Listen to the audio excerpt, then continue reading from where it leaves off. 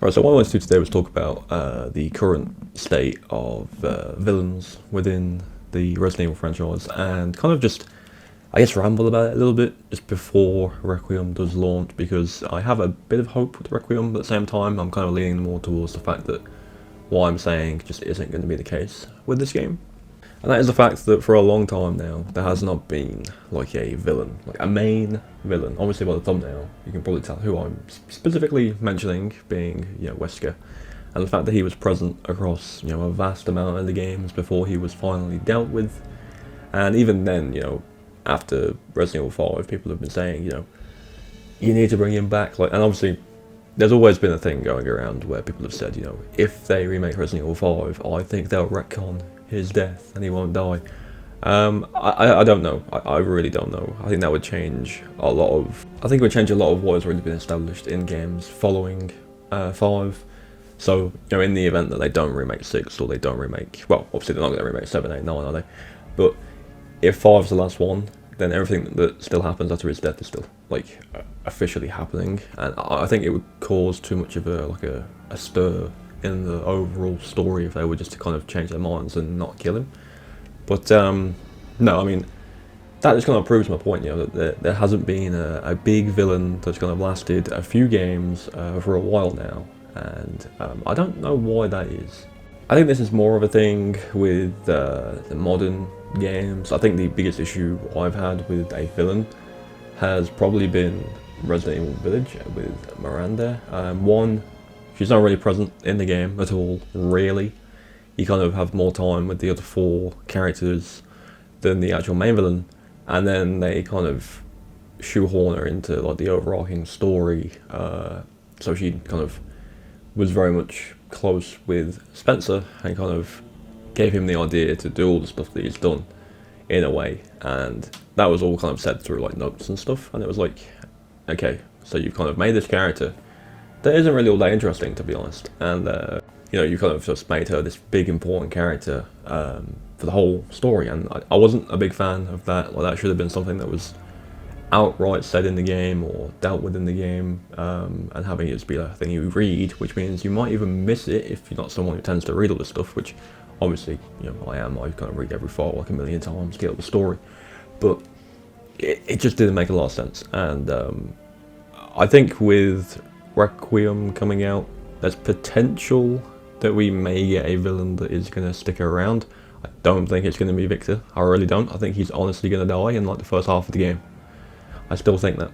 And that is solely down to the fact that all of the gameplay we've seen is not anything to do with Raccoon City, and that's where he's situated. So I feel like he's going to be the main villain of the main beginning part of the game, right?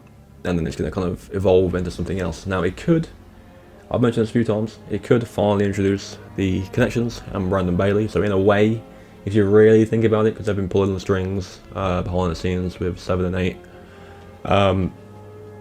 you kind of have had one, but at the same time, not really. Again, the whole thing with Wesker is that, he was a present villain. He was in the games he was in them. He wasn't just kind of sitting in the background, he was there. And that's what has been missing for a while. And it's obviously difficult to do, because one, you've got to make a character that people like, and I think Wesker, he was the first one, and again was around after that for a long time. They changed his character over time, and people have differing opinions on him as games go on, because people aren't a fan of the Neo Matrix Wesker kind of. People didn't really like how that kind of went in the direction it did. But I think overall, villain-wise, especially main villain-wise, he's probably still considered the best one, regardless of all that.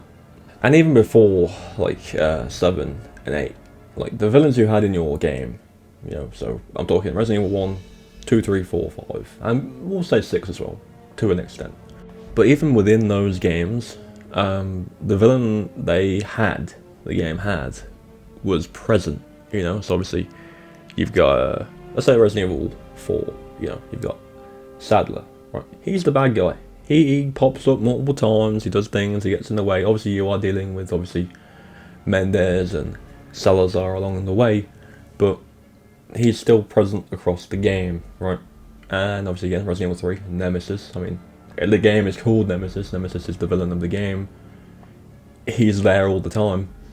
And obviously, Resident Evil 2, as we can see, you know, Birkin, Tyrant, they're both there the entire time, and are dealt with at the end. You know, they follow you, they're a big part of the game, and that is something that I think has missed the mark with mainly 7 and 8, right? So, let's be honest for a moment about 7 and 8. When you think of a villain in those games, you know, a person you fight, a character that is, you know, opposing you, so not necessarily a villain, does Evelyn or Miranda stand out as the best one? Probably not, right? Now, for me, 7, you think about 7, you think about Jack Baker, right? Like, he's there throughout most of the game. Definitely the best one to deal with, and also a much better made character than Evelyn. And then Village, I've always thought that Heisenberg was the best character in that game. Through files, through scenes he's in, he feels like a better villain, and it should have been probably the villain for the game. But obviously Miranda is kind of related to Evelyn, so you know it had to be done. But with those games, it just feels like the sub villains or the side villains, whatever you want to call them, are far more interesting and far more kind of fleshed out than the main one. And that's been the same, I think, across like all entries. Probably not 6. I feel like Simmons is a character that, again, kind of sits in the background unless you're playing Leon's campaign, in which case you kind of directly fight him at the end when he turns into a T-Rex and a giant ant. The weird kind of boss fight at the end of Leon's campaign with Simmons. But, you know, anything like prior to 6, I think the villains are much more prominent. Obviously, Wesker's across multiple games, and that's kind of what I'm saying we need more of. You either need a villain, a singular villain, and I'm fine with them having like different boss fights throughout the game. You know, Resident Evil 5 comes to mind. Obviously, you've got like the giant bat fight. You know, you've got the El Gigante fight. You know, there's boss fights in those games that are not other characters. You know, they're just monsters you deal with along the way. And I think that's what they kind of need to lean into more, because having multiple like fleshed out bad characters kind of it splits the screen time so much that maybe the main one doesn't get as much as they should, and that's kind of a concern going into Requiem. I think if Victor ends up being the villain of the game, and you deal with him and nothing else, that would be fine. Yeah, but part of me just thinks because of what we've seen and what we haven't seen, I just think that there's someone else or something else that we're going to be dealing with in the kind of later part of the game that isn't him. So overall, just take some time to make a villain, and I think that'd be a good move for a future game, maybe. Or, you know, if you're setting up a new one, Resident Evil 9, hopefully it sticks and it's consistent across the next few entries.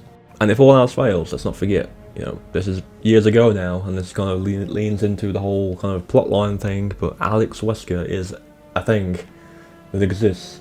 So maybe it's time to kind of pull that character out of Revelations 2 and kind of throw her into the main line. Just a thought. But either way, leave your thoughts on the villain situation in the comments down below. Subscribe for more Resident Evil content, and as always, I'll catch you guys in the next one.